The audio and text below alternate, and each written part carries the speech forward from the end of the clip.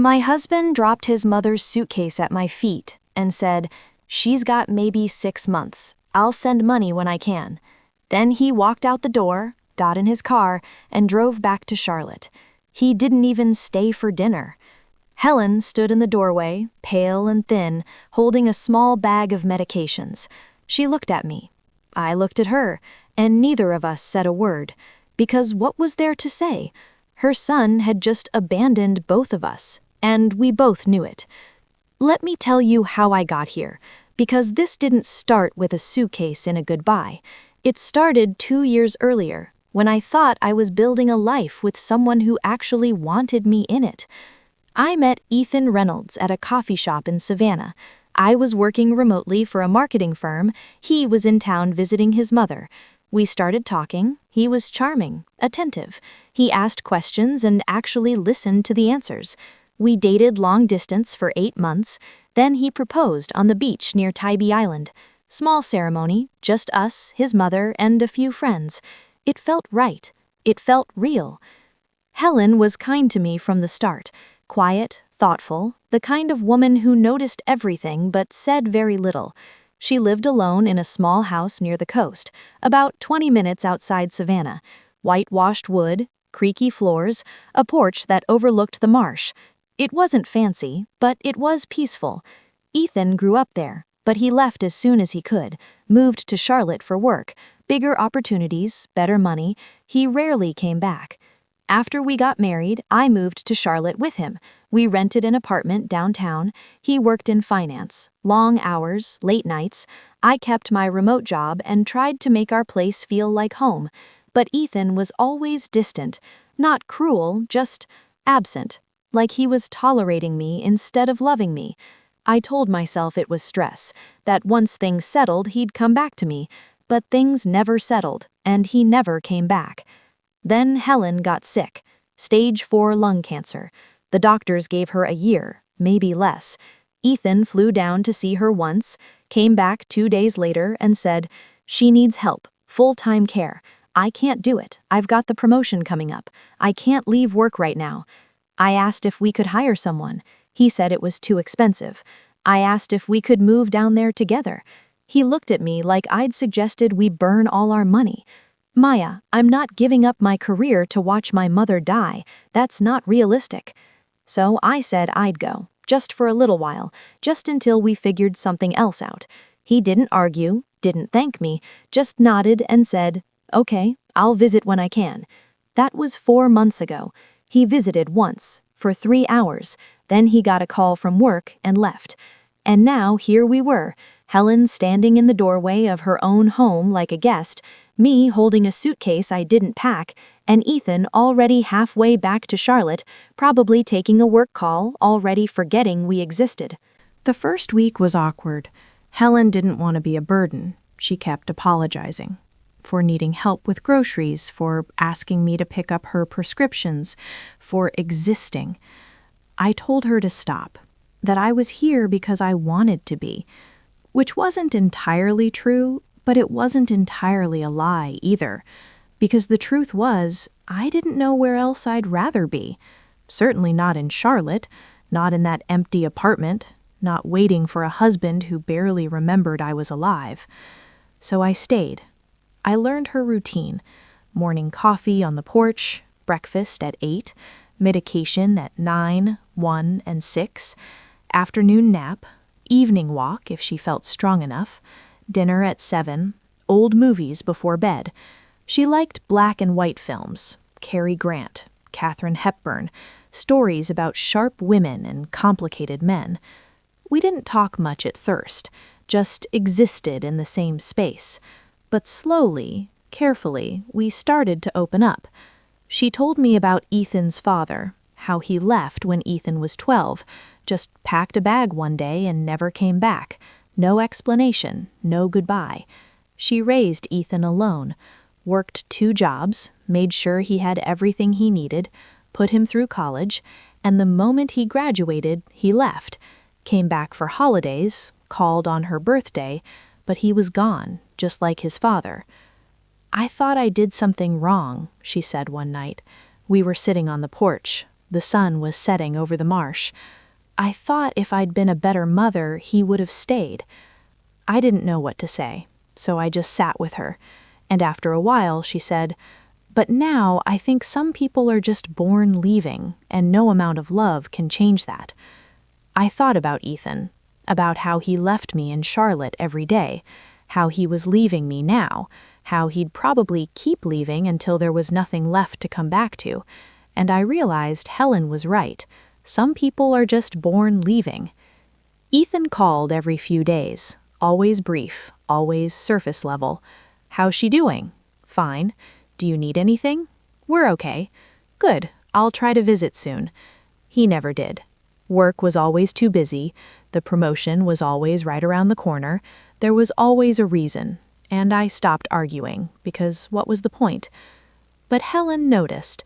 She didn't say anything at first, just watched me after I'd hang up, watched the way I'd set my phone down a little too carefully, the way I'd take a breath before smiling and saying, "He's just busy." One night, after a particularly short call, she finally spoke. "You don't have to pretend with me, Maya." I looked at her. Pretend what? That you're okay, that he's coming back, that any of this is temporary. I felt something crack inside me. Not break, just crack, like ice starting to thaw. "I don't know what else to do," I said quietly. She reached over and took my hand. Her skin was thin, fragile, but her grip was strong. "You stay," she said. "You stay until you're ready to leave, but you don't wait for him to choose you, because he won't, and that's not about you, that's about him." It was the kindest, most devastating thing anyone had ever said to me, and I cried, right there on that porch.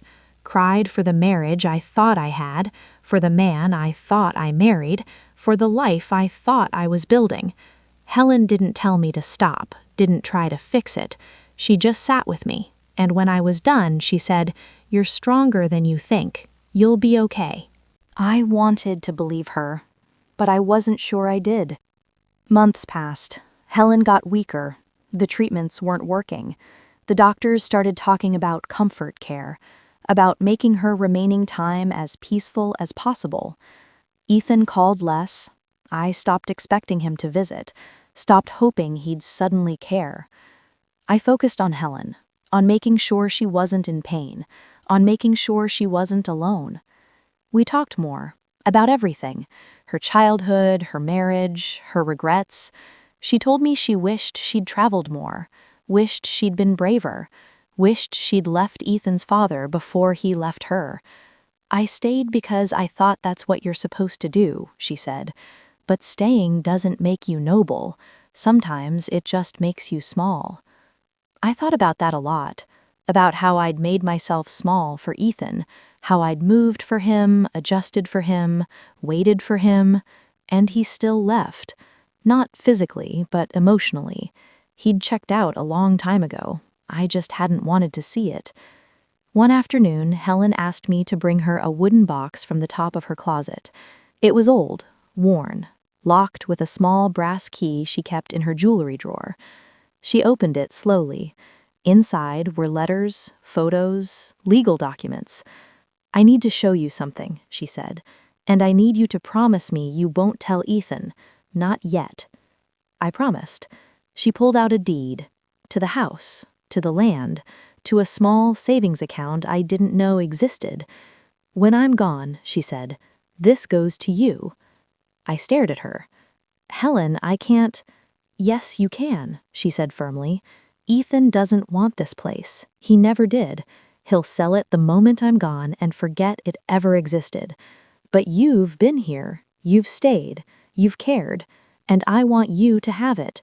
Not because I'm trying to buy your love, but because you've already given it, and that's worth more than he'll ever understand." I didn't know what to say. I just held her hand, and she smiled. A small, tired smile. "Don't tell him until after," she said. "Let him think he's getting everything, and when he finds out he's not, let him sit with that. Let him understand what he gave up."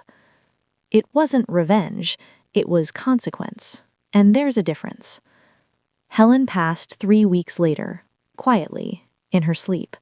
I was in the next room. When I checked on her in the morning, she was gone. Peaceful. Still. Free. I called Ethan. He said he'd drive down. He arrived 6 hours later, didn't hug me, didn't ask if I was okay, just walked through the house like he was doing inventory. "We'll need to sell this," he said. "Market's good right now, should get a decent price." I didn't say anything, just watched him. This stranger I'd married, this man who'd left his mother to die with someone he barely spoke to, this man who was already planning how to profit from her death. The funeral was small, a few neighbors, some old friends. Ethan gave a short speech, talked about how much he loved her, how much she meant to him, how he'd miss her every day. It was a performance, and everyone knew it. Afterward, the lawyer read the will. Ethan sat forward, confident, expectant, and then the lawyer said my name. "The house, the land, and the associated accounts are left to Maya Reynolds." Ethan's face went white. "What?" The lawyer repeated it, slower, clearer. Ethan stood up. "That's not possible. She's my mother. I'm her son. That house is mine."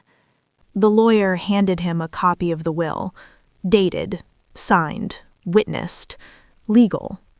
Ethan looked at me, and for the first time in our marriage, he actually saw me. Not as a convenience, not as an accessory, but as someone who'd taken something he thought belonged to him. "You manipulated her," he said, his voice shaking. "You turned her against me." I stayed calm. "I took care of her, Ethan, while you were in Charlotte, while you were too busy for phone calls, while you forgot she existed. I was here. You're not entitled to my family's property. She gave it to me. It's not yours anymore." He stepped closer, like he was going to intimidate me, but I didn't move, didn't flinch, just stared at him until he looked away. "This isn't over," he said. "We'll see," I replied, and he left, just like he always did. He tried to fight it, hired a lawyer, contested the will, claimed I'd manipulated Helen, that she wasn't in her right mind, that I'd exploited a dying woman. But the evidence didn't support him. Helen had updated her will 6 months before she passed, when she was still lucid, still sharp. She'd even written a letter explaining her decision. The lawyer read it in court. "I leave my home to Maya Reynolds because she stayed when my son did not, because she gave me dignity in my final months, because she asked for nothing and gave everything. Ethan will not understand this. He will be angry, but my hope is that one day he will realize that love is not automatic, it is earned, and he did not earn this." The judge ruled in my favor. Ethan was ordered to pay court fees. He didn't speak to me after that. Didn't call, didn't text, just disappeared. I filed for divorce 3 months later. He didn't contest it. I think he was relieved. I still live in Helen's house, my house now. I fixed the porch, painted the shutters, planted flowers in the front yard. I wake up to the sound of the ocean. I drink my coffee where Helen used to drink hers. And sometimes I think about what she said, about staying until you're ready to leave, about not waiting for someone to choose you. I stayed, not because I had to, but because I wanted to, because I found something here I didn't even know I was looking for. Peace, purpose, myself. Ethan thought he was abandoning me, but really he set me free, and Helen gave me the tools to build a life I actually wanted. I don't hate him. I don't think about him much at all anymore, because hate requires energy, and I'd rather spend mine on something that matters, on morning walks, on new friendships, on quiet nights where I'm not waiting for someone to come home, on a life that's fully, completely mine. Helen told me I was stronger than I thought, and she was right, but I didn't find that strength by fighting. I found it by staying, by showing up, by choosing myself when no one else did. And now, when I sit on this porch and watch the sunset over the marsh, I don't feel abandoned. I feel free. Because the woman who stayed wasn't weak. She was just waiting for the right moment to leave. And when that moment came, she didn't need permission. She didn't need revenge. She just needed the truth. And the truth was enough.